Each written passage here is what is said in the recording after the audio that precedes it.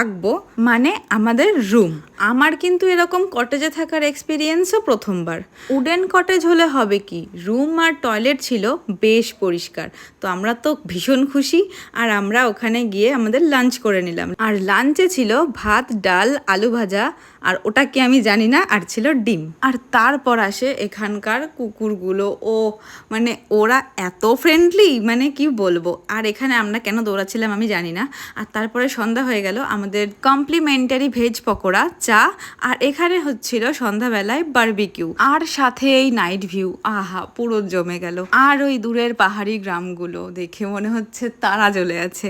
আর দেখো আমরা এখানে একটু আগুন পোয়াচ্ছিলাম, যা ঠান্ডা ছিল সে কি বলবো। আর এখানে ফাইনালি আমাদের বারবিকিউ কিন্তু রেডি। এই যে আমাদের সার্ভ করে দিয়েছে চিকেন বারবিকিউ, খেতে কিন্তু অসাধারণ ছিল। আর এখানের এই টগিটা তো আমাকে ছাড়া নড়ছেই না, ও খালি এসে আমার পায়ের পাশে এসে বসে বসে আদর খায়। তারপরেই হয়ে গেল আমাদের ডিনার টাইম। ডিনারে ছিল রুটি, ডাল, সেই অজানা তরকারি, তারপরে ভাত, পাঁপড় ভাজা, আর ছিল মাটন। আর ওখানকার রান্না মানে তুলনা হয় না, জাস্ট অপূর্ব অপূর্ব অপূর্ব, দারুণ খেতে। আর তোমরা যদি এই হোমস্টেতে আসতে চাও তাহলে আমাকে কমেন্ট করো, আমি তোমাদের ডিটেলস দিয়ে দেবো। আর বাই দ্য ওয়ে, তোমরা কি কেউ গেস করতে পারছো যে আমি কোথায় গেছিলাম? পারলে কিন্তু অবশ্যই জানিও। দেখা হচ্ছে সেকেন্ড পার্টে।